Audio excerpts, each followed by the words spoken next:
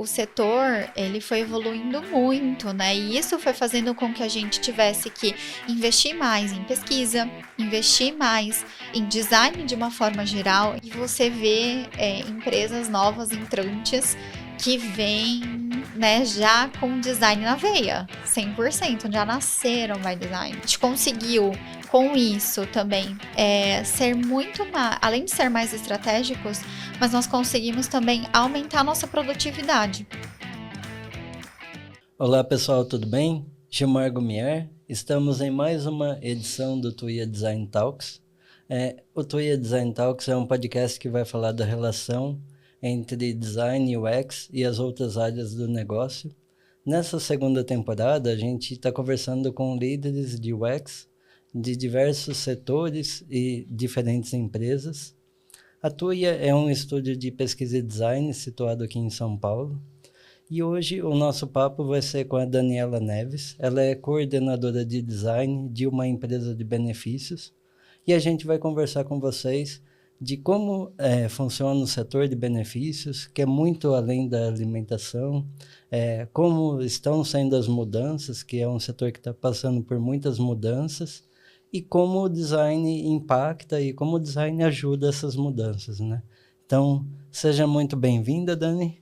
Muito obrigada, estou muito feliz de estar aqui, obrigada pelo convite. Espero aí poder contribuir e trazer bastante informação aqui sobre esse mercado. Muito bom. Então, com certeza a gente vai fazer um episódio muito legal. Eu vou pedir para você começar se apresentando para os nossos ouvintes. Tá bom. Então, muito prazer, eu sou a Daniela, né? Eu tenho 35 anos, eu sou nascida e criada aqui em São Paulo, mas hoje eu resido em Bragança Paulista. E acho que falando um pouquinho mais, assim, de mim, né, de curiosidades, eu sou uma pessoa bem caseira, mas eu gosto bastante de viajar também, né? Então, quando estou em casa, estou viajando. E também gosto bastante de beach tênis, então isso é o meu hobby hoje preferencial. Tenho uma cachorrinha, sou casada, trabalho já há bastante tempo aí no mercado, acho que já vai fazer uns 16, 17 anos aí de carreira. E, enfim, acho que isso é um pouquinho, assim, de mim, assim, bem resumidinho, porque acho que a gente vai falar bastante sobre minha trajetória profissional, toda a minha parte aí mais acadêmica, né? Então, acho que só para vocês conhecerem um pouquinho de mim. Tudo bem. Muito bom. Acho que beach tênis tem muita gente praticante, né? Tenho vários amigos que... Nossa, é um vício. Olha, eu vou falar. Não seja picado pelo mosquitinho do beach tênis, porque a partir do momento que você começa, você não quer mais parar. Assim, eu falo, tem oportunidade, tô na areia, tô jogando, é muito gostoso. Muito bom. Esporte é muito, muito bom pra gente, né? Sim, acho que não só a qualidade de vida, né, a parte física, mas acho que muito mental também, né, acho que com tanta informação, tanta coisa que a gente faz todos os dias, a gente precisa ter uma válvula de escape, né, então quando a gente faz isso no esporte, eu acho que é maravilhoso, né. Sim. E Dani, como foi sua formação acadêmica? Então tá, vamos lá, vamos falar um pouquinho da minha formação. Eu sou formada em propaganda e marketing, e para chegar ali, né, eu até estava conversando um pouquinho com você sobre a minha vida e tudo mais, né? Não foi uma escolha assim tão pensada, mas eu sempre fui muito criativa, eu sempre gostei muito de tanto coisas manuais, eu sempre fui muito autodidata, então cresci vendo a internet nascer, né, e as coisas serem desenvolvidas. E gostava muito de fazer blogs e tudo mais, então acabei optando por fazer propaganda e marketing. Comecei a trabalhar nesse ramo e daí eu fui modificando a minha carreira, né? Que acho que eu vou contar um pouquinho também sobre essa trajetória. E aí eu fiz uma pós-graduação em experiência do consumidor, né? Um master em experiência do consumidor. E recentemente eu terminei a minha pós em UX. Então, essa é um pouquinho da minha trajetória aí, acadêmica. É legal que ela não foi tão planejada, né? Uhum. Não é tão linear e ela é bem relacionada com que a gente vai falar daqui a pouco, que é a sua trajetória profissional, né? Exato. Eu acho que isso foi me dando base e bagagem para que eu fosse me moldando como profissional, né? E as coisas foram acontecendo, acho que naturalmente. Eu fui vendo outras possibilidades. A gente não falava tanto sobre migração de carreira, né? Mas eu fiz uma migração de carreira, só que foi uma migração tudo aos poucos, né? Enfim, então acho que essa bagagem também, tudo isso que eu estudei, me proporcionou chegar até aqui, né? Onde eu estou hoje. Sim. E você pode agora contar da sua trajetória profissional, até hoje, né? Hoje você está coordenadora de design, né? De uma empresa de benefícios. Você pode contar para a gente desde o início ali da sua carreira até seus dias atuais? Como foi essa trajetória? Sim. Então, né, eu comecei com 17 para 18 anos, ingressei, né, na universidade e aí consegui um estágio. Meu estágio era de atendimento. Eu fazia encaminhamento de vagas de estágio para estudantes.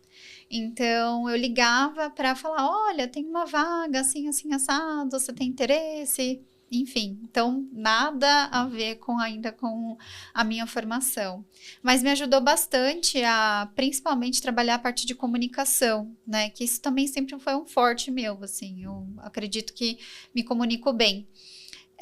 E aí, depois eu tive a primeira oportunidade de trabalhar ainda nessa empresa em uma área mais voltada para eventos, então eu ia nas universidades para divulgar a empresa, que era o NUB, né, o Núcleo Brasileiro de Estágios, e eu ia lá para captar estudantes. Então eu tinha que conversar com eles, entender, a gente fazia toda uma divulgação que o NUB estava por ali, enfim. Aí eu saí de lá e fui para uma primeira agência, só que era uma agência de trade marketing. Então, eu fazia o acompanhamento ali de toda a parte de merchandising, né? Acompanhava os promotores dentro das lojas, pegava os relatórios com eles. Então, comecei a entender um pouquinho mais ali dessa parte de trade. E, em seguida, foi para um outro estágio, e aí já mais na área de produtos, né? Então, eu comecei estagiando numa indústria plástica, e aí já mais voltado para marketing. Comecei a fazer um pouco dali de tanto a parte de embalagens quanto folders. Então tinha uma parte mais de trade, né? Que a gente fazia catálogos para representantes comerciais. E daí, dali eu comecei a entender um pouquinho mais, né, dessa parte mercadológica, comecei a entender relatórios, olhava para SKUs, que a gente chamava, né, que eram os produtos ali, e foi a minha primeira carteira assinada, que aí eu de fato virei analista de marketing, né? Então lá eu fiz bastante coisa, eu trouxe, a gente trabalhava tanto com produtos que a gente produzia na indústria, né, na fábrica, como também a gente importava produtos da China. Só que o que a gente fazia? A gente fazia todo o layout da embalagem, né, colocava ali com um fornecedor, então a gente captava fornecedores para fazer os produtos para nós e a gente importava eles para o Brasil e para distribuir, né? Então eu fiz mais de 100 produtos nessa época, então assim, muita coisa continua aí no mercado, então foi foi bem interessante, porque daí eu olhava um pouco mais para poxa, esse produto está performando, ele está trazendo resultados, como que está isso? Eu tinha toda uma parte de olhar também para como a gente ia fazer essa divulgação, tanto nas lojas que compravam ali os produtos da indústria, como também a gente participava de feiras, de eventos, então cuidava também dessa organização de feira, era um pouco de tudo assim que eu fazia ali, mas primeira oportunidade, né, a gente vai abraçando tudo.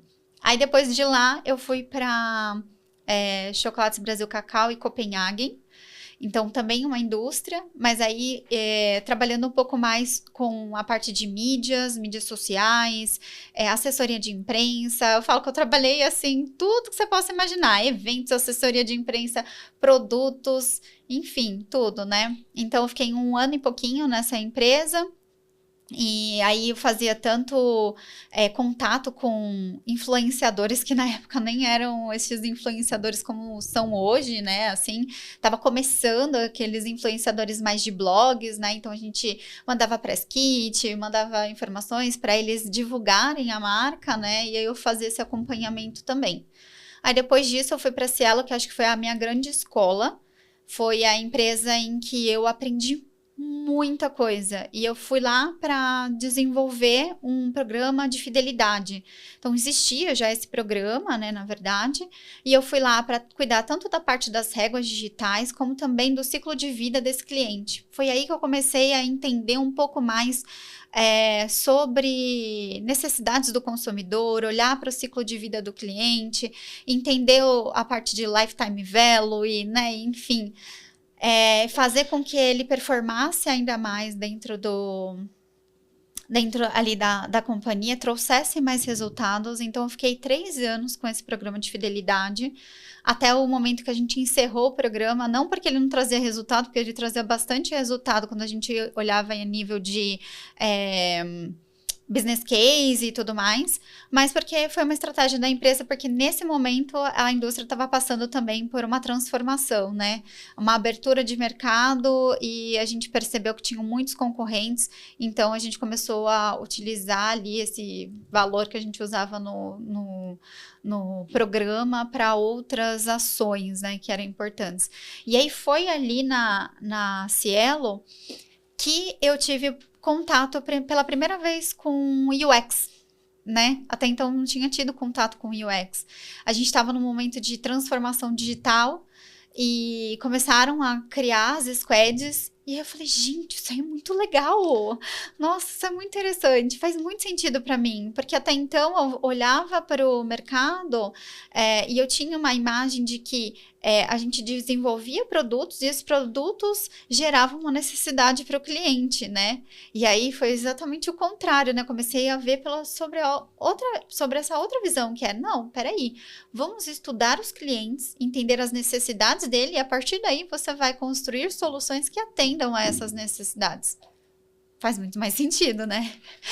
Mas, enfim, e aí eu comecei a ter a oportunidade de trabalhar em uma squad que estava olhando para a venda de máquina, que era, assim, uma mudança 360 no nosso setor.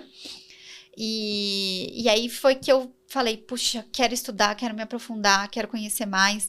Comecei a fazer jornada de cliente, enfim, comecei a me aprofundar mais ali. Aí foi nessa época também que eu entrei na minha pós-graduação de CX, e aí eu comecei a atuar mais como PM, então ter mais uma visão assim de ciclo de vida de produto, de uma outra forma, de backlog, de organizar, de ter uma noção de, puxa, isso aqui vai trazer qual tipo de resultado, enfim, então começar a olhar para isso. E ter mais contato ali com designers, que na verdade os designers eles trabalhavam na minha squad, né? Eu não era a designer da squad, eu era a pessoa que, né, organizava ali o backlog, eu fazia a função de PO, PM ali do projeto, mas eu achava aquilo muito interessante. Aí eu falei, putz, eu preciso estudar para eu poder trocar, porque eu quero ser designer, eu não quero mais, né, ser PO. E aí eu tive a oportunidade de ir para a Mafre, onde eu fui cuidar ali também de um programa de fidelidade, mas eu comecei já a colocar um pé ali em design de serviço. Então eu analisava toda a parte de jornadas ali do securitário, né, do segurador, aliás, né, de seguros de forma geral. E para entender ali onde estavam os pontos de fricção, onde que tinha ali necessidades de melhoria, e falar com os times, com as áreas envolvidas, para a gente criar ali soluções. Então, eu fiz ali mapeamento de jornada, criação de personas. Foi a primeira vez que a empresa teve uma visão real ali de quem eram as personas, porque o mercado de seguros, né, acho que já teve alguém aqui que falou sobre isso, mas é um mercado muito grande, que eu também não tinha muita noção quando eu ingressei ali na Mafre, mas tudo que você imaginar na vida pode ter seguro, né? E eu falei, gente, a gente precisa entender um pouquinho mais de todos esses produtos. Mas aí eu acabei aprofundando mais, tanto na jornada de auto, né? Que acho que é a jornada mais importante ali na maior parte das seguradoras. E também na jornada de previdência. Então, esses foram os meus focos. Eu fiquei 1 ano e pouquinho ali. Então, deu para fazer bastante coisa e tal. E aí, eu ingressei na empresa onde eu tô hoje, né? Que é de benefícios. Eu entrei como PM lá também. Eu não entrei como coordenadora de design, mas ali eu entrei para criar squad do zero. Então, eu contratei os designers, eu contratei os POs, as pessoas que iam ficar ali para estruturar. Então, eu comecei desenvolvendo ali, que eram assistentes virtuais de canais digitais, né? Então, eu tinha uma planilha que trazia todos os chamadores principais ali do atendimento e um sonho, só isso. E aí a gente começou a, pesquisar, entender, aprofundar, conversar com os consumidores para criar um backlog mesmo que fizesse sentido, né? Então, nessa época estava quase terminando a minha pós-graduação, então já tinha muito mais conhecimento técnico também, então ajudava bastante ali nisso. E aí surgiu a oportunidade, porque a minha área não existia. A área de CX, que existe hoje na empresa, não existia. Então, ela foi formada ali e eles estavam precisando de coordenador. E aí, eu fui com a cara e com a coragem, me candidatei e falei, gente, vocês me aceitam aqui? E deu certo. Então, eu estruturei a área de design do zero. Então, a gente tinha alguns designers que estavam em squads, mas eles eram contratados por qualquer pessoa da empresa, assim, gerente de TI, gerente de produto, agilista. Era uma lambança ali. Então, a gente trouxe essa governança dos designers para essa estrutura. E aí, a gente começou a organizar a disciplina dentro da companhia. Isso, né, já faz quase 4 anos. Então, hoje a gente tem uma área de Design Ops, a gente tem um Design System que a gente não tinha, a gente tem métodos, processos, ferramentas, a gente tem uma área de Service Design, a gente tem uma área de pesquisa em design, a gente não tinha pesquisador, então a gente colocou pesquisador, e hoje a gente tem ali uma estrutura bem mais organizada, bem mais parruda, que serve todas as torres que a gente chama ali, torres de negócios, dentro da estrutura aí dessa empresa de benefícios que eu trabalho. Muito legal. Parabéns pela trajetória, bem diversa, né? Muito.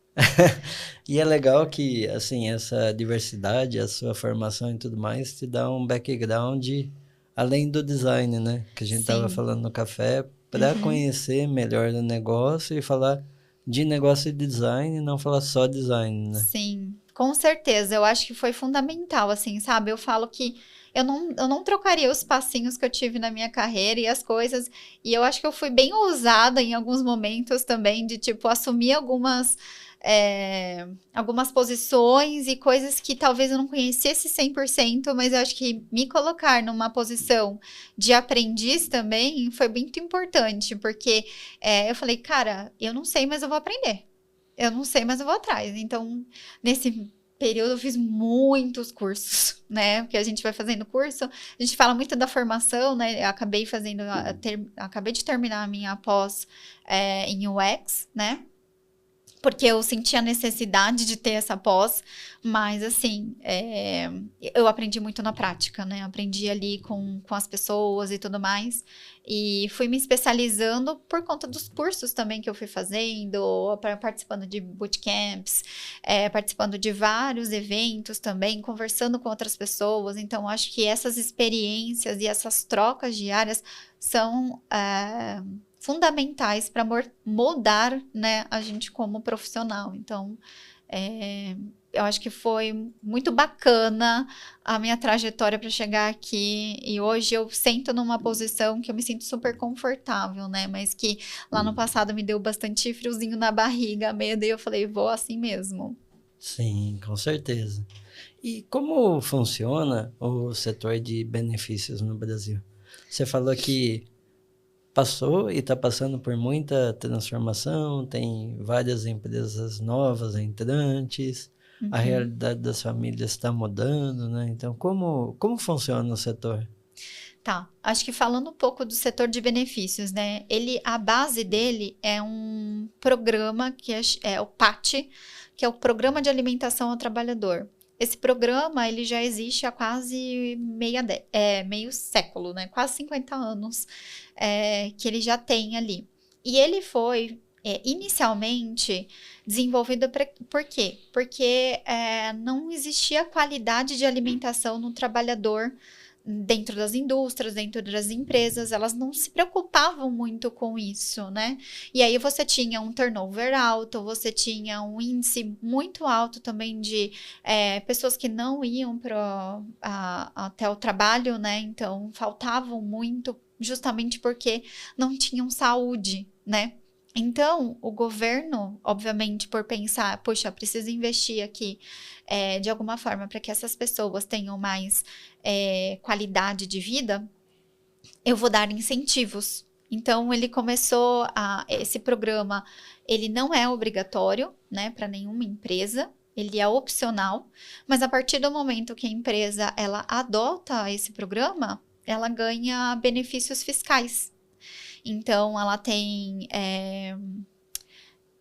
redução do imposto, né, sobre tudo que ela gera em cima desses valores que ela coloca.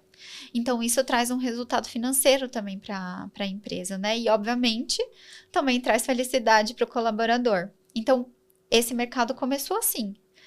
Mas aí, é óbvio que as necessidades vão mudando, as coisas vão mudando. Então, por muitos anos, a base das empresas de benefícios era basicamente a alimentação do trabalhador. Então, é o que a gente conhece como vale-refeição, vale-alimentação, né?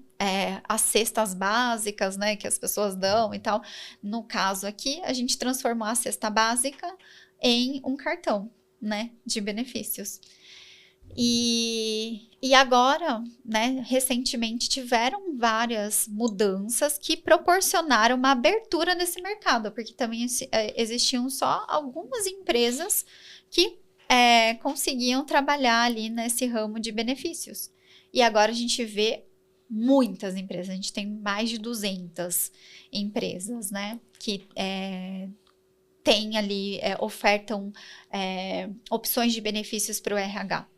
Então, com essas mudanças que ocorreram na legislação, proporcionou isso. Então, agora, ele vai além dessa questão de alimentação. Então, se fala sobre saúde mental, saúde física, como que você proporciona ali para o seu colaborador, para que ele tenha momentos ali de, sei lá, uma academia, fazer alguma coisa para movimentar o corpo, porque a gente sabe que não tá só no que você ingere, né, a saúde. E aí se abre um campo gigantesco, né? Então tem muitas empresas entrando nesse mercado, porque antes a gente tinha uma outra questão que era, eu tinha a bandeira que a gente chama de rede fechada, então tem as empresas, né, de benefícios que elas são o emissor do cartão e elas também são a bandeira do cartão, né? Diferente de Visa, Master, a gente tem ali a bandeira daquela empresa de benefícios, né? Ela é tudo. E agora você não precisa mais ser bandeira também. Você pode ser só emissor do cartão e ter uma bandeira de rede aberta. E isso abre um leque de oportunidades e de coisas, né, para explorar nesse setor. Então, acho que esse é um pouquinho, assim, do mercado de benefícios, né, e depois a gente pode explorar um pouquinho mais aí sobre tudo isso. Eu lembro que, assim, minha experiência como tu e a contratante era bem burocrático. Quando a gente começou em 2008, a Tuia, né? Eu fui ver a alimentação e tudo mais. Acredito que era 2013, 2014. É muito burocrático. Tinha basicamente duas empresas. Você tinha que assinar uns contratos, umas coisas muito absurdas, assim. Aham. Era muita burocracia, tinha muito impresso. Aí depois em 2018 eu vi um cartão novo, acho que posso fazer propaganda aqui, que é a Caju, que ele Aham. mudava o conceito totalmente, que era um cartão flexível, então Uhum. naquela época ali não tinha a legislação que restringia, então a alimentação podia passar para outras categorias. O conceito que Sim. ele trouxe era novo, né? Porque até antes você tinha só a categoria e só tinha que usar ali. Ele mudou, deixou o benefício flexível, a forma de pedir muito diferente. É como se fosse uma startup, né? Aí Exato. depois veio o Flash, veio todos os outros. Sim. E como contratante, muito diferente. Os funcionários amavam, porque aí também tem a questão de marca, tem tudo que eles trabalham. Eu tenho uma Sim. meia da Caju. e assim, é um setor que, assim, vendo de fora, ele mudou muito e tá mudando, né? Como Sim. você colocou do auxílio pet, cesta de Natal, Uhum. eles vai mudando a necessidade das pessoas e vai mudando. Tipo, 2 episódios atrás a gente falou com o Bruno que trabalha no Total Pass. Total Uhum. Pass é um benefício de saúde física e mental. Se a gente Exato. pensar antes da pandemia, a pandemia impactou muito isso, né? Sim. Então, a gente não tinha isso. Não era um benefício, né? Foi um grande propulsor também, né? Acho que um propulsor. Que conseguiu alavancar ainda mais assim, essa mudança, né? Então, fazer com que isso acontecesse ainda mais rápido, né? E eu vejo que hoje se abriu mesmo esse leque de oportunidades que você tem, que antes você tinha um cartão, aquele cartão só passava ali naqueles lugares ali específicos. Você continua tendo isso porque a legislação ela exige, né, que a alimentação você só passe ali para comprar comida que você vai manipular, né? Que você vai cozinhar e o refeição já não, já é comidas prontas. Então, a legislação ela faz com que você não possa misturar esses saldos, né? Você tem que deixar ali. Mas, por que não você, ao invés de ofertar, sei lá, R$ 500 de alimentação, R$ 600 de refeição e só, não, você não oferta, sei lá, R$ 800 que seja de alimentação e refeição e esses outros R$ 300 ali para dar os R$ 1.100 você deixa livre para a pessoa usar da melhor forma, né? Seja, eu quero comprar uma ração do meu cachorro, quero fazer um Gympass, né? Fazer um plano ali de academia, quero, sei lá, comprar algo na farmácia. Então agora as empresas elas têm ali as que a gente chama de caixinhas, né? Que são os lugarzinhos onde a gente sabe que pode passar. E aí a gente tem uma questão também que dentro das caixinhas a gente só passa aquilo que está estipulado ali. Então, o RH ele continua tendo ali a possibilidade de restringir para aquilo que faz sentido ofertar para o colaborador. Mas também, como você comentou, né, que surgiu esse, puxa, agora eu posso usar onde eu quiser. A gente tem uma caixinha que é uma caixinha de saldo livre, que realmente você pode usar onde você quiser. Se você quiser ir na loja comprar uma calça jeans, você pode comprar com esse valor. Só que, qual que é o ponto aqui, né? O X da questão é que você, enquanto colaborador, quando você recebe alimentação e refeição, você não tem desconto no seu imposto de renda nesse valor. Então, ele é um valor limpinho. Agora, a partir do momento que você desvirtua este valor, né, que esse valor não vai para alimentação, você passa a ter que pagar imposto de renda, porque é como se fosse uma parte do seu salário. Uhum. Que é uma coisa que as pessoas não sabem, né? Porque às vezes eu vejo que as pessoas ficam assim, puxa, mas por que eu não posso usar onde eu quiser? Simples, porque se fosse para você usar onde você quiser, seria o seu salário, não seria o seu benefício. Seu benefício. E essa questão das caixinhas a gente usa na Tuia porque a gente tem uma alimentação obrigatório. A equipe é remota, então a gente tem o auxílio home office. Uhum. E quando a gente faz com fraternização, tem alguma bonificação e tal, saldo livre. Exato. Quando a gente precisa fazer algum reembolso, saldo livre. É Uhum. muito mais prático, né? Sim. Você não fica... Você pode usar as caixinhas ali, as categorias, de acordo com a necessidade que você tiver, entendendo a finalidade de cada uma, porque você não Exato. pode desvirtuar também. Exato. Mas assim, quando a gente trouxe, porque assim, eu sempre vou buscando coisas novas, soluções para os funcionários, né? E eu lembro quando eu vi pela primeira vez o cartão, eu falei, poxa, é muito diferente. E agora também tá vindo, né? Acho que a gente vai ter uma pergunta ali de desafio. Tá vindo a NR1, que é uma legislação do governo específica para a saúde mental, que eu já vi propaganda do cartão que ele vai ter caixinhos e benefícios Sim. específicos para a saúde mental, né? Sim. A gente já tem vários parceiros, né? Acho que as empresas de benefício vêm buscando esses parceiros estratégicos que ofertam estes outros benefícios, e isso é ofertado também para o RH. Então, é uma composição.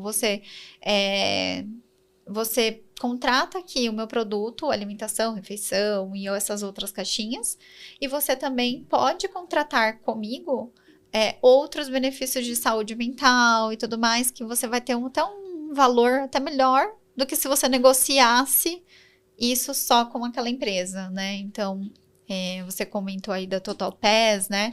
Normalmente é uma empresa que é parceira também nesse mercado de benefícios. Uhum. Muito legal. E você está agora praticamente 5 anos, né, no setor de benefícios. Como você vê a evolução do design nesse tempo que você está atuando? Olha, uma grande evolução, eu posso dizer, porque tudo isso que a gente falou, de alguma forma, foi inovação, né? A forma como a gente foi adaptando e criando ali o benefício, foi mudando tudo isso, e assim, é uma coisa bem engraçada, né? Porque quando você vai fazer entrevista com usuários de cartão de benefício, essa pessoa já é muito feliz com o que ela tem, porque benefício, quem não quer receber, não importa o valor, é muito melhor do que não receber nada. Então, numa primeira perspectiva, as pessoas estão muito felizes com aquilo que elas recebem. Só que aí você tem que conseguir ir puxando mais, né? Tá bom, mas isso aqui é o mundo ideal para você? O que você gostaria mais de ter? E aí é quando você vai conseguindo ter essas oportunidades, que é olhar para além desse básico, né, daquilo que é commodity. Então, eu acho que assim, o setor, ele foi evoluindo muito, né, e isso foi fazendo com que a gente tivesse que investir mais em pesquisa, investir mais em design de uma forma geral. Então, antes os aplicativos eram basicamente para ver saldo e extrato. Hoje não, hoje você tem uma carteira digital, você tem um monte de coisas ali dentro, você tem esses parceiros que de alguma forma trazem e geram valor ali para o usuário, e de alguma forma também trazem valor ali para dentro da empresa, geram negócios, né? Então você acaba tendo um hub ali de muitas coisas, né? E a gente tem falado muito sobre também a questão de Open RH, né? Então, olhando um pouquinho para o setor de RH, como que a gente também oferta além do benefício, né? Porque uma dor do RH eu tenho vários fornecedores ou eu tenho vários sistemas, porque cada um faz uma coisa. Então, o meu sistema de ponto é um, o lugar onde eu pago os meus funcionários é outro, o lugar onde eu pago os benefícios é outro. Então, normalmente, dentro desse setor, você tem muitas pessoas para cuidar ali do departamento pessoal. Então, por que não criar uma solução que acople tudo isso? Né? Então, é muito disso que a gente tem visto, né? As empresas têm investido cada vez mais em trazer outros benefícios para dentro do RH. Então, puxa, um aplicativo que o meu colaborador não só vê os benefícios dele, mas ele também bate o ponto no mesmo lugar. E aí você vai transformando tudo isso. Então, o design aqui tem uma infinidade de coisas, assim, tem muita coisa para fazer, né? Então, desde do aquilo que é essencial, né? Que é, eu tenho que passar o meu cartão tranquilinho, eu tenho que chegar ali no estabelecimento comercial e conseguir passar o meu cartão e levar minhas compras para casa, até assim, puxa, deixa eu ver se tem uma parceria, se tem um desconto, se tem alguma coisa aqui que pode me ajudar, sei lá, a render mais o meu benefício, né? Então, é como que a gente vai pensando em como a gente aumenta o valor para este cliente, né? Como a gente aumenta o valor para esse usuário, né? É muito legal você falando assim, é muito legal porque tá vindo uma complexidade maior, né? Porque à medida que você vai oferecendo mais tipos de benefício com outras empresas envolvidas, você vai aumentando a complexidade ali do negócio, e é ali que está o desafio do design, que é transformar ali o complexo em algo simples para que a Exato. pessoa entenda, para que ela use, para que ela desfrute ali do benefício, que ela vá para a academia, que ela saiba usar. E tem uma outra coisa que é mais uma pimentinha nisso tudo, que é a gente está vivendo um momento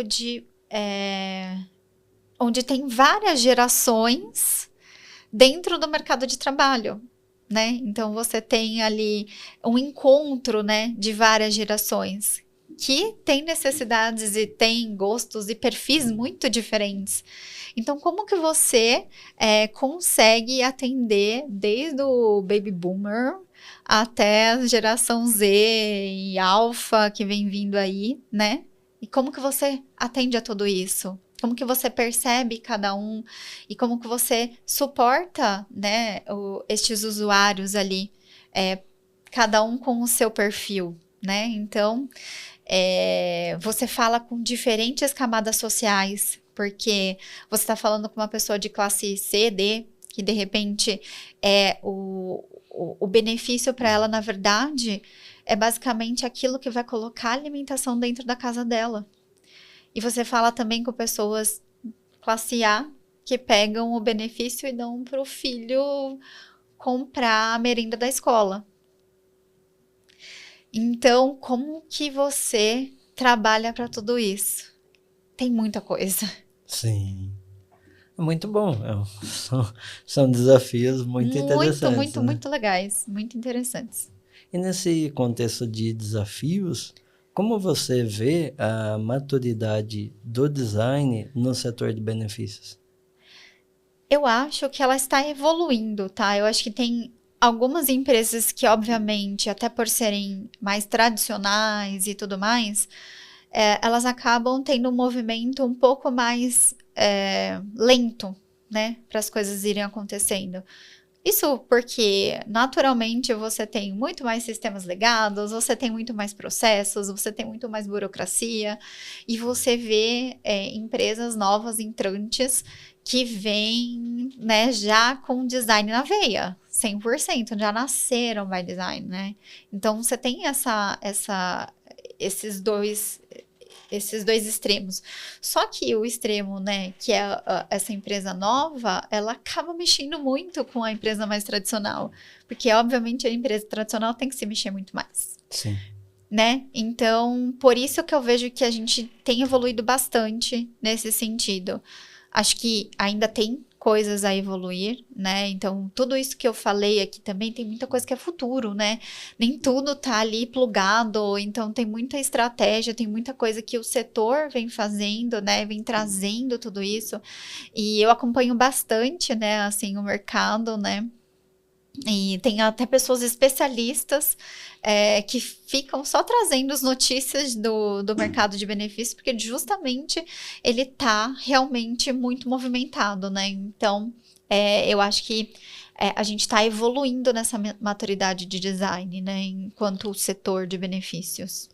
Sim, e assim, a gente de fora acaba percebendo porque teve mudança de branding, né? Tem a marca que ela é bem famosa, que é a VR, ela mudou o branding. Uhum. Ela comprou o aplicativo de ponto que a gente usa. Não, olha só. Chama VR, agora chama Ponto Mais, agora é VR. Tá dentro do guarda-chuva dela. A gente teve uma outra que é muito antiga, que é a Sodexo, que mudou o nome, né, para Pluxee. E a gente vê uma infinidade de novos entrantes. Então, você tem... Assim, os antigos, eles têm a base de cliente, que é ali e tal, e o cliente meio tem que usar, porque até ele mudar, ele é um transatlântico ali, não vai mudar rápido.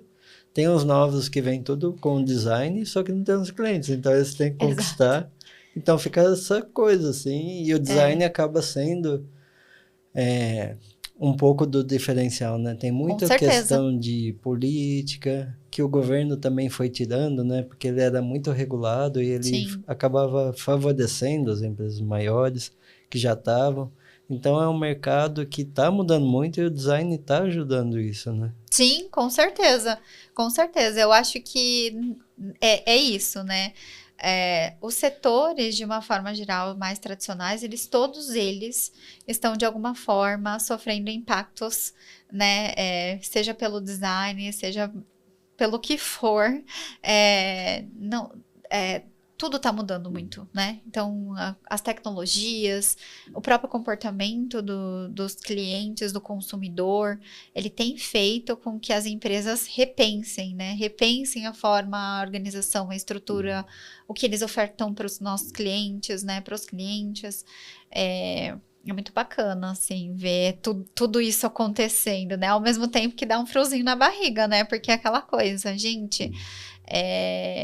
todo mundo fala, né, no mundo VUCA, mundo Bunny, e tudo isso junto e misturado, e quando você acha que, agora eu assentei aqui, não, calma, vamos lá, e tudo tá mudando de novo, e é isso, e acho que as empresas estão se reinventando, assim como as pessoas estão se reinventando. Eu vejo muita mudança também no comportamento das próprias pessoas, daquilo que elas consideram essencial, que é um pouco daquilo que eu falei, né, as estruturas familiares estão se modificando, a forma como as pessoas querem viver as suas vidas está modificando, e como que todas essas empresas, como que elas se adaptam a tudo isso, né? Sim. Porque muda serviço, muda produto, muda tudo, né? Tudo. E agora você pode contar pra gente um case de sucesso que você trabalhou? A gente até falou no café, né, que não é um case com entrega de design em si, mas é um case de mudança do papel do design, da estrutura do design dentro da empresa que você está, né? Exato. Como eu comentei aqui um pouquinho da minha trajetória, né, eu cheguei, né, quando eu assumi a minha posição, não existia a minha estrutura. Então, a primeira coisa que a gente fez foi trazer todo mundo para dentro ali e começar a, de alguma forma, organizar. Então, os designers, eles trabalhavam dentro das squads, eles participavam de todos os ritos e tudo mais, e assim foi por quase 3 anos, né? Só que o que eu percebia? Que a gente não conseguia estar presente onde a gente precisava. As pessoas viam a gente muito como o fazedor de telinha. Eu vi várias pessoas falando sobre isso aqui. E é uma realidade, né? As pessoas ainda associam o design totalmente à parte visual. O design é visual também, mas ele não é só isso. Muito pelo contrário, né? Tem muitas camadas de complexidade para chegar a entregar ali aquilo que as pessoas estão vendo, né? Então, o que a gente sentia? Que muitas vezes a gente era chamado num momento, assim, atrasado, né? Já, tipo, as definições já foram feitas, a gente já estava ali no meio do percurso, então era muito difícil de colocar o método, né, de design ali. Então, de você explorar, de você compreender, de você conhecer, você realmente entender se aquilo é uma necessidade mesmo, se aquilo é um problema, porque muitas vezes aquilo que parece que é o problema não é, né? E a gente muitas vezes não conseguia fazer isso. E aí todo mundo ficava frustrado, né? Porque a empresa fica frustrada porque não tem o resultado que espera, A gente, enquanto profissional, fica muito frustrado porque também não está entregando aquilo que a gente entende que poderia entregar, porque a gente não conseguiu compreender toda a dinâmica e tudo aquilo que tinha ali. E aí a gente ficava, né, meio que patinando ali. Em algumas squads a gente tinha uma maturidade maior, que a gente conseguia, assim, colocar discovers e tudo mais, mas em outras a gente tinha uma maturidade muito baixa, né, de design. Então, o designer era basicamente a pessoa que fazia a tela, pronto, acabou. Então, o que eu fiz, né? A gente começou a repensar esse desenho, repensar essa estrutura. Eu tirei os designers de dentro das squads, isso com muita movimentação, conversando com as áreas de negócio, trazendo também as nossas dores, né? Não foi uma decisão, então tá, deixa eu puxar aqui todo mundo e pronto, acabou. Não, muita negociação.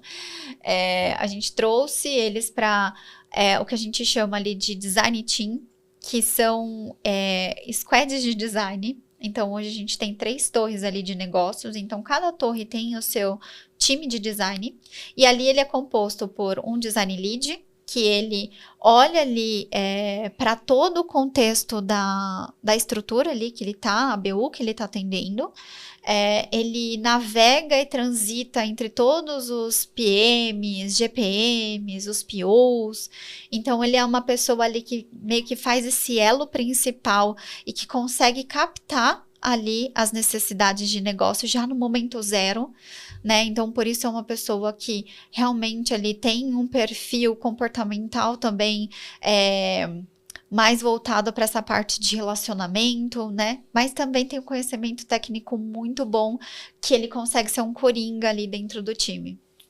E a gente tem os designers, né, os nossos UX, então, que são mais generalistas, então eles fazem desde pesquisa até prototipação, e eu tenho também os researchers, que são especialistas ali em pesquisa. Então, todos os meus times têm essa composição, e aí a gente tem também SDs, né, os Services Designers. Eles ficam numa camada mais estratégica, olhando para coisas que ainda não estão ali rodando dentro das BUs, mas que são tendências e que a gente entende que são as próximas coisas que serão trabalhadas. Então, a gente consegue ter uma amplitude muito maior de atuação.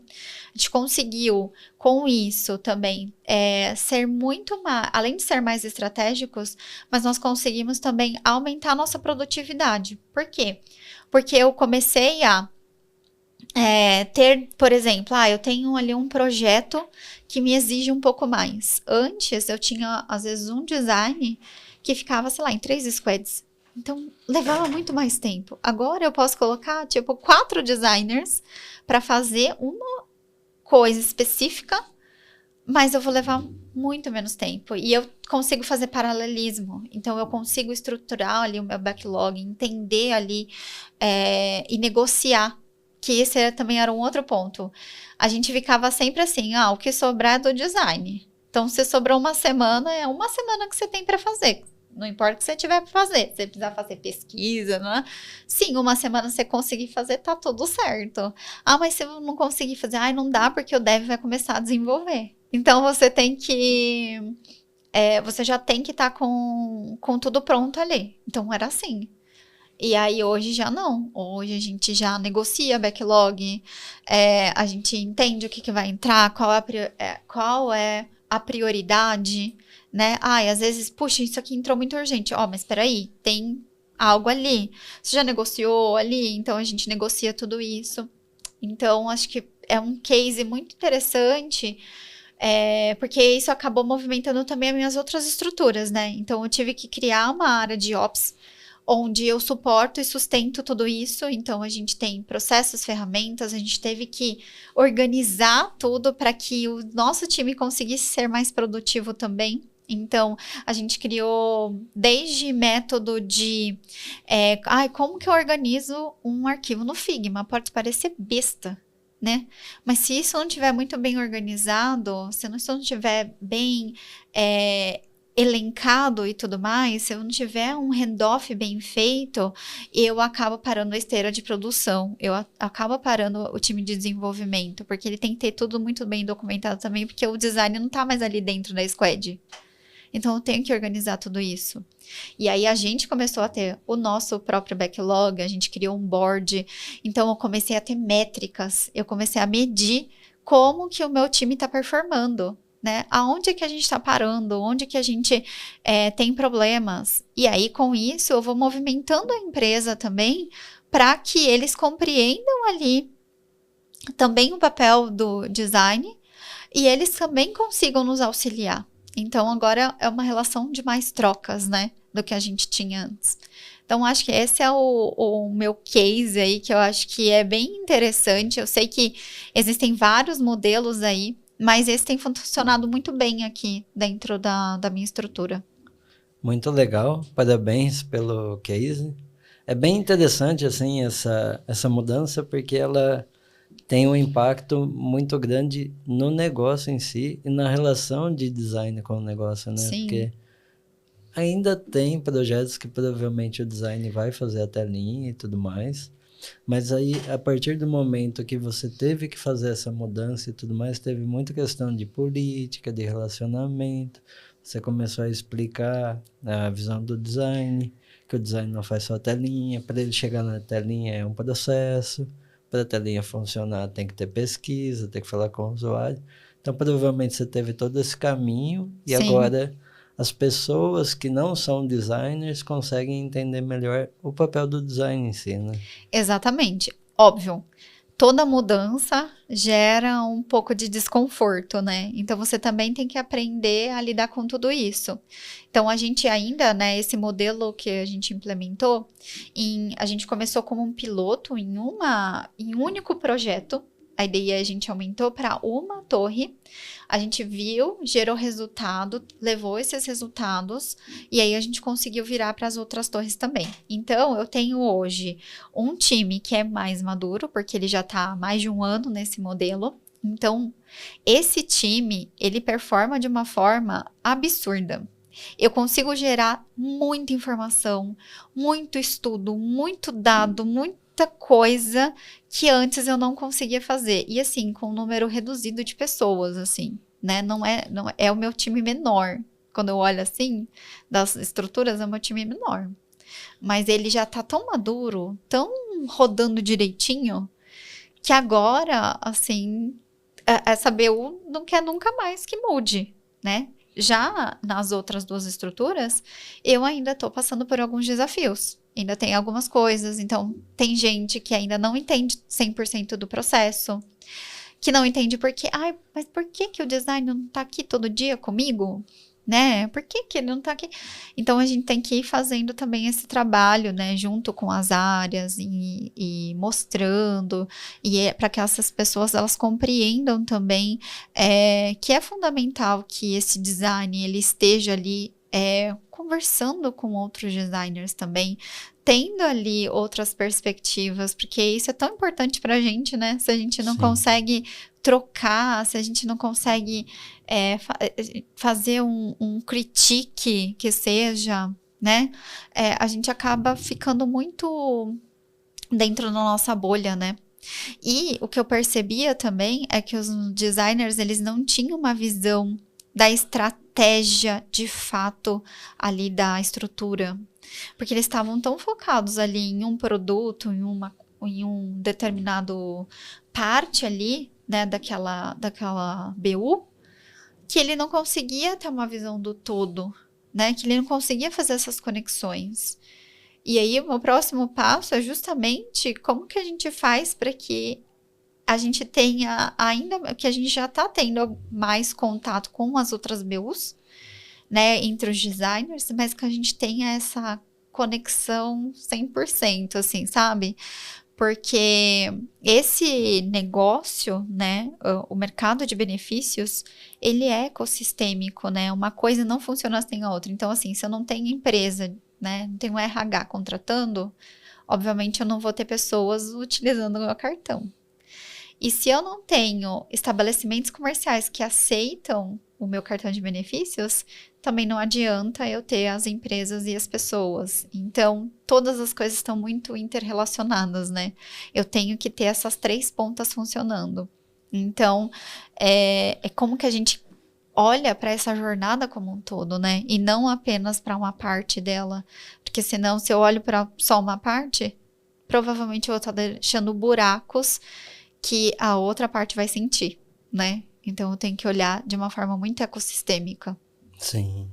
E é legal o designer em si ter essa visão. A gente falou aqui sobre visão sistêmica, que é bem importante. E é importante o design ter essa visão para ele entender o papel dele, porque ele pode estar trabalhando num ponto agora, que ele vai trabalhar no outro, mas o ponto que ele está trabalhando vai impactar todo o ecossistema, né? Não vai Exato. ter assim, eu não vou fazer só essa tela aqui ou essa parte e é só isso. É, Não, o que você está fazendo aqui vai impactar todo o ecossistema. Então você tem que compreender ele para entender que se você quiser mudar a tela toda, pode impactar tudo. Você não precisa mudar a tela exatamente. toda, né? Exatamente. E uma outra coisa que acontecia é que como estes designers, eles trabalhavam em produtos específicos e tudo mais, quando saía alguém de férias, era um pegar pra capar.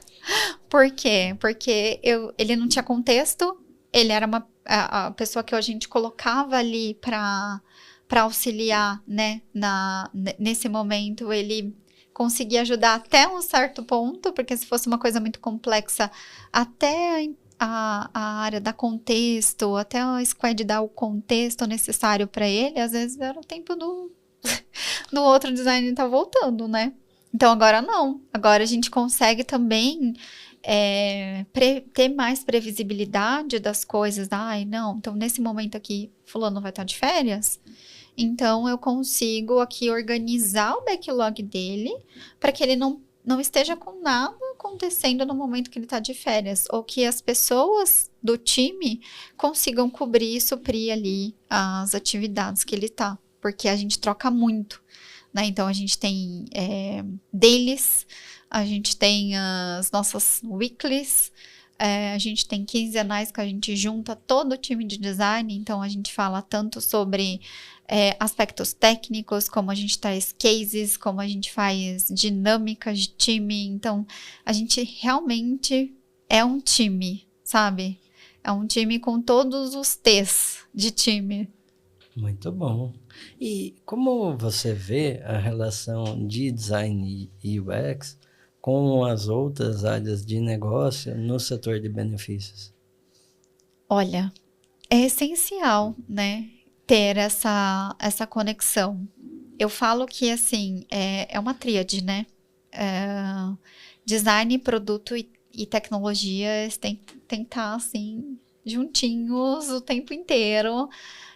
Porque se eu penso uma coisa enquanto design, né? Se eu crio uma solução, só que essa solução não é viável, que a gente está falando de parte tecnológica, não, não adianta eu criar a coisa mais maravilhosa do mundo. Por outro lado, se eu crio uma coisa que é maravilhosa, mas que na visão de negócio também não faz sentido para a companhia, não traz resultado, não gera nada, né, em termos financeiros, também não adianta de nada, né? Então, tem que ter muito essa relação muito próxima, né? Tudo isso tem que acontecer de uma forma muito, muito natural até, né? Assim, e com o mercado de benefícios da forma como está, com todas essas mudanças, então assim, as legislações, as mudanças legislatórias estão acontecendo assim de uma semana para outra. Então estão entrando regulamentações, estão entrando novas necessidades. A gente tem falado sobre portabilidade, por exemplo, que é eu enquanto usuária de um cartão de benefícios, eu poder escolher qual empresa, não o RH vai escolher por mim, mas eu vou escolher qual a empresa que eu gosto mais. Então, isso já está previsto na lei, né? Ainda estão se falando muito sobre como viabilizar essa portabilidade, mas isso é uma coisa que já está em legislação. Então, tudo tem que acontecer de uma forma muito rápida, estratégica, tudo muito interconectado. Então, eu vejo muito isso. Outra coisa que tá mudando, né, que a gente viu recentemente, né, essa própria questão de eu preciso de alguma forma, eu enquanto empresa de benefícios, eu preciso ofertar dentro do meu pacote ali soluções para o RH, justamente para a parte de saúde mental, saúde física, né? Então, preciso investir nisso. Então, assim, é muita coisa que vem vindo, né? Então, se você não tiver com tudo muito interconectado, como que você vai fazer para as coisas andarem, né? Alguma coisa vai se perder aí no meio do caminho. Porque é isso. Às vezes, o time de negócios, ele tem uma visão muito voltada também para o mercado, então o que o mercado está fazendo, e aí você olha muito para a concorrência, né? E aí você começa a falar assim, ih, fulano está fazendo assim, então vamos fazer assim também. Só que você tem que entender que os mercados, que as pessoas, elas são diferentes e que nem sempre também o concorrente, de fato, testou e validou tudo 100% daquilo. Tem estratégia que vai por água abaixo também, né? Então, se você só ficar olhando para o concorrente beleza, eu vou fazer assim, muito provavelmente algumas coisas você vai investir uma bela grana e não vai ter resultado nenhum. Então, é aí o papel do design também, né? De, tipo, validar. Vamos ver se, de fato, isso que a concorrência está fazendo faz sentido também. Porque é muito fácil você soltar uma nota, né, na imprensa e falar assim, nossa, agora eu tô fazendo isso, lá, lá, lá, lá, lá. Só que aí depois você vai ver o resultado disso, ou será que de fato está tendo resultado, né? Então, esse tipo de inteligência que o time de design também consegue trazer, tanto com as nossas pesquisas qualitativas, a gente faz bastante, olha para loja de aplicativo, pega as informações ali dos consumidores para analisar. Poxa, o que está dando problema ali?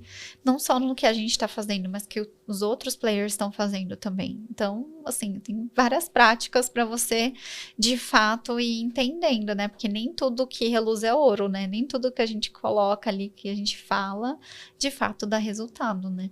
Sim. É um mercado que está com muitas mudanças. Acho que tem também a mudança da empresa, do usuário, é uma mudança geral, né? Que Exato. é um mercado que evolui e a relação com as outras áreas, ela tem que existir, né? Para que a empresa consiga se transformar, né? Porque se a área jurídica ou coisa assim ficar muito ligada e não trazer para vocês vão perder caminho. Se não olhar o mercado, os concorrentes e tudo mais, também é uma válvula. E é aquela questão que você colocou de saber dosar, não é porque o concorrente está fazendo que eu tenho que fazer, né? Exato. Tem que entender se faz sentido, se os usuários querem. E falando em mudança também, como você vê a questão da inteligência artificial? Como a inteligência artificial ela está sendo utilizada e aplicada no dia a dia do setor de benefícios? Olha, eu acho que assim como todos os mercados, né, não é uma tendência, é uma realidade, né? Então, a gente aqui, eu acho que tem muito potencial e tem muita coisa já sendo feita, sendo explorada.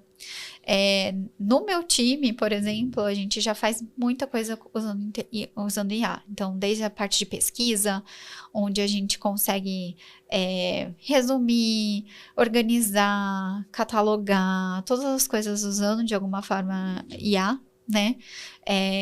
Você tem ali um campo de infinitas possibilidades, né? Então, você pode trazer, por exemplo, qual é o restaurante mais recomendado para aquele usuário, olhando ali para o que ele usa, né, no dia a dia. Então, puxa, tô vendo que você está passando aqui por essa região e tem um japonês, e você sempre come japonês, né? E você está passando aqui pela região e eu vi que tem um japonês que é muito bem avaliado. E eu posso trazer isso para você aqui. Ó, tá perto do almoço. Você não quer comer nesse lugar? Então, tem muita possibilidade também de uso de IA, né? Eu acho que, assim, dados, já falo, né, que é o novo petróleo e é como você usa isso. Então, eu acho que a IA vem muito nesse sentido de como você transforma todos esses dados, todas as informações em algo útil, de fato, que traz e gera valor para o nosso cliente. De você trazer outras experiências, trazer outras coisas ali dentro. Então, de repente você fazer um carrinho de compras e nesse carrinho de compras eu já trazer para você aonde está tendo um valor menor naquele arroz que você colocou ali dentro da sua lista, né? Tem tanta coisa que dá para fazer, né, usando inteligência artificial. E aqui também, né, falando um pouquinho mais da área de design especificamente, né, a gente sabe que o que vai diferenciar um profissional da IA, porque a IA já está fazendo tudo, né, já faz tela, já usa design system, já faz tudo, né. Então, se você tá no seu skillzinho só a parte de UI, tá na hora de se mexer, né? Sim. Porque eu acho que o que diferencia a gente é a nossa capacidade de compreender o ser humano, a nossa capacidade de fazer a leitura do ser humano, né? De fazer a leitura de emoções, de sentimentos, que isso, né? Tem a que está sendo até treinada para isso, nesse sentido. Mas a gente ainda continua com uma diferença boa aí nesse sentido, né? Então, eu acho que tirando isso, você consegue ter muito mais agilidade, muito mais ganhos ali com a IA no dia a dia e consegue fazer vários testes também, consegue testar muitas coisas, né? Com a velocidade necessária, porque antes às vezes a gente levava tanto tempo para testar alguma ideia, alguma coisa, né? Então, acho que com esse mercado mudando tanto, né, abrem-se muitas possibilidades de você fazer testes inúmeros, né? Sim. Eu vejo também, acredito nessa questão, e a inteligência artificial, ela veio e a gente tem que saber utilizar. Ela provavelmente não vai substituir nós, não vai substituir as pessoas, mas as pessoas precisam aprender como utilizá-la no dia a dia, no seu trabalho. Vai ser uma espécie de assistente de trabalho. Exato. Eu cuido um pouco mais da parte estratégica da Tuya e tem muita coisa que é pensamento. E aí eu comecei a colocar isso. Como eu fiz uma pesquisa com clientes recentemente, eu usei a IA em tudo. Uhum. Antigamente eu faria tudo da minha cabeça. Sim. Eu uso a IA como assistente, porque... E aí tem uma questão, né? Ela pode fazer tudo, mas assim, depende da forma como você pede, porque quanto mais repertório e melhor pedir, melhor vai ser o resultado. Maior contexto, né, você dá para IA.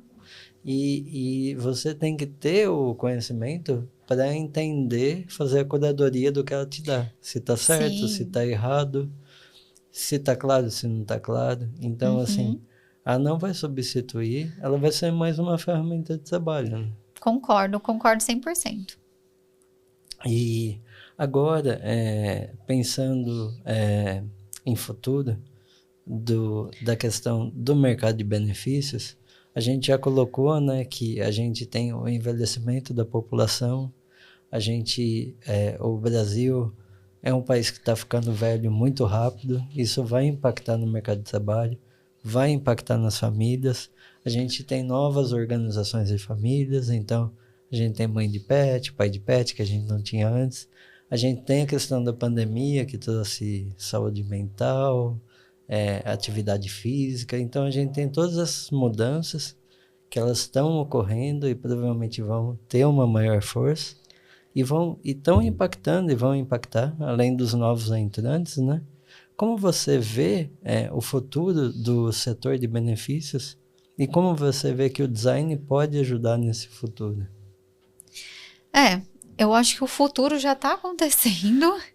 E é até um pouco difícil prever, assim, as mudanças, porque foi como eu falei, tá tudo mudando muito rápido, né? Todas as coisas estão mudando muito rápido. Mas o que eu vejo é que a gente vai cada vez mais ir para essas soluções que são mais flexíveis, né? Onde você tem ali um arcabouço de soluções, de possibilidades, e a gente vai deixar isso muito mais ali na mão do consumidor. Eu vejo que até os moldes de trabalho vêm mudando, né? Então, você já vê jornada aí de 4 dias, você já vê uma diminuição de carga horária, né? As empresas pensando muito mais nisso. Então, assim, o mercado tem mudado e vai mudar ainda muita coisa, né? E é o que você falou, a nossa população, ela tem envelhecido, a nossa expectativa de vida tem aumentado, então automaticamente a gente vai ter mais tempo útil de trabalho, né? Mais, vamos dizer, vida útil de trabalho ali, as pessoas no mercado. Então a gente vai cada vez mais ter que criar soluções mais específicas, né? Mais voltadas ali, e sem esquecer dos que estão entrando, os que estão ingressando, porque também esses vão moldar o que vai ser esse mercado de benefícios, né? Para os próximos anos também, porque é uma população que também é totalmente diferente. Você vê hoje que muitos jovens não querem mais carteira de trabalho, né? Que falam assim, CLT, não quero, quero ter o meu tempo, fazer as coisas do meu jeito, eu quero escolher quando eu quero trabalhar. Tem muitas pessoas, né, a gente tinha muito o objetivo de, por exemplo, ter uma casa, né, de comprar seu lar, era o objetivo de 99,9% das pessoas. E você vê que hoje já tem muita gente que fala, não quero ter uma casa, não quero comprar uma casa, quero. Você vê muito nômade digital, pessoas que trabalham de vários lugares do planeta, né? Trabalhando em empresas aqui, ou pessoas que estão aqui trabalhando para empresas lá fora. Então, esse mercado também tem que atender essas pessoas. Como que eu atendo essas pessoas? Então, assim, é uma mudança que vai permear tudo isso, todos esses comportamentos, né? Então, tem muita coisa para fazer. Muito trabalho para design, porque tá mudando e vai mudar mais, né? Exato. E agora, Dani, a gente está indo para o final. Você já tem um tempo aí na liderança, né, que você está trabalhou em várias empresas, estruturou equipes.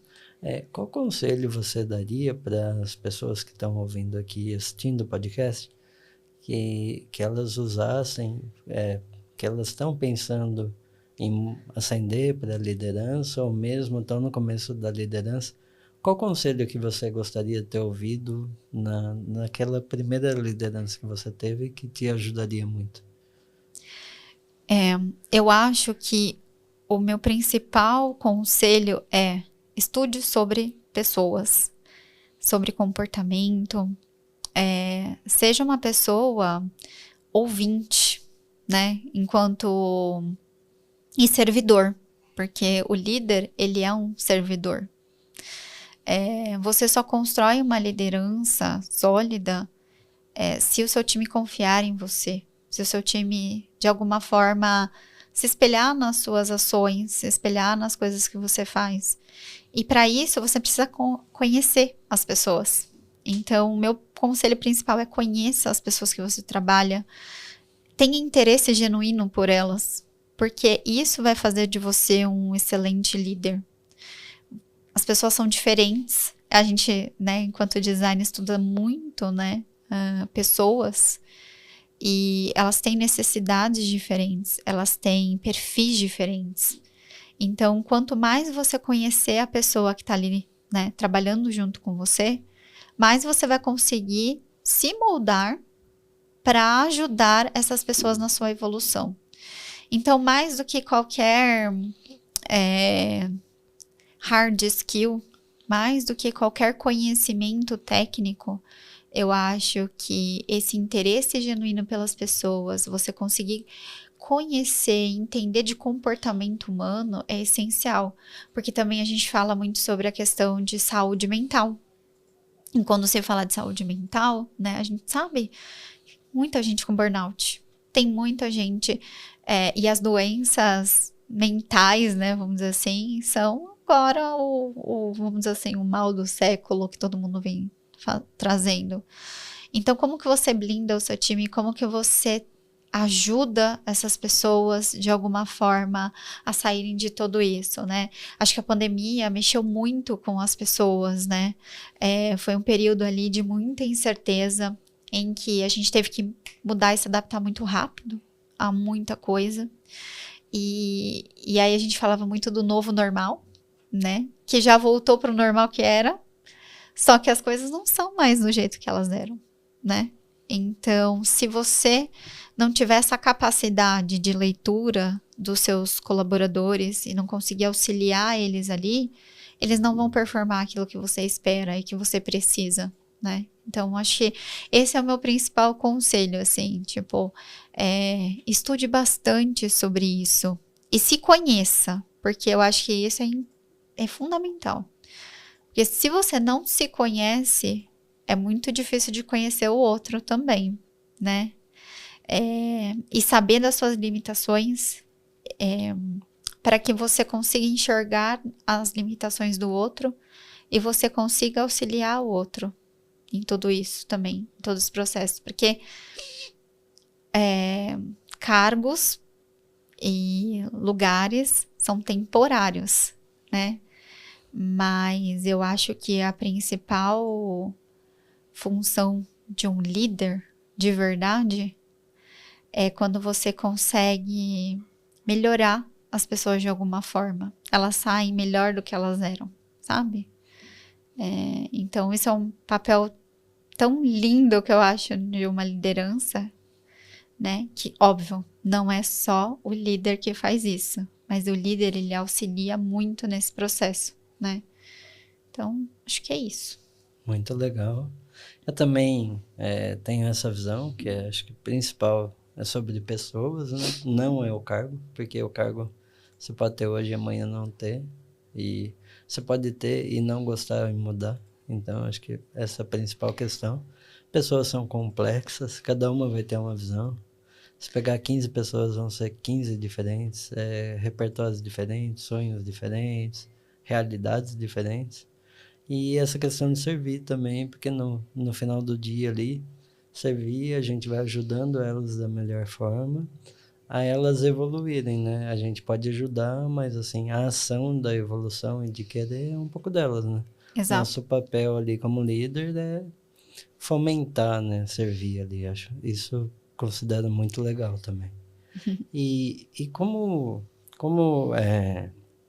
agora, qual conteúdo aí, pode ser um livro, pode ser uma série, um filme, que você indica para os ouvintes e aí quem está assistindo o episódio?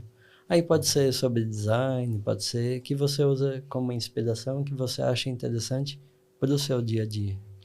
Olha, eu pensei bastante sobre essa pergunta, porque tem muita coisa que é muito... que assim, acho que assim, tem muitos profissionais maravilhosos na nossa área, assim, que são super inspiradores.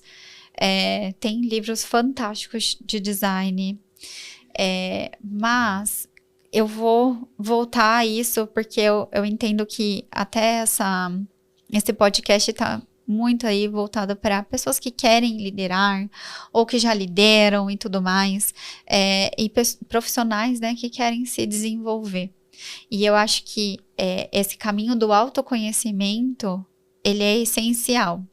Por isso, a minha indicação, talvez seja uma indicação meio, vamos dizer assim, passada, mas foi um livro que mudou muito a minha perspectiva sobre tudo, que é A Coragem de Ser Imperfeito, que é da Brené Brown. é o livro dela. E ela fala muito sobre vulnerabilidade. Inclusive tem o TED Talks dela, né? Que é maravilhoso. Se vocês não viram, vejam também. Mas por que esse livro me mudou tanto? Eu sempre fui uma pessoa muito perfeccionista. É que me cobrei muito. E acho que isso é uma realidade de muitas pessoas. E a gente, quando cresce, né? Eu lembro muito bem, assim, que minha mãe não aceitava que eu tirasse 9,5, não. Era 10. Minha mãe sempre foi muito assim, sabe? E eu cresci com essa autocobrança muito grande. Ao ponto de ficar muito estressada quando eu tirava 9,5 na faculdade, tá? Não tô falando no ensino fundamental, médio, não. Na faculdade, eu já ficava muito brava. Então, eu achava que eu não podia errar. Eu achava que eu tinha que sempre entregar 200, 300, 400%.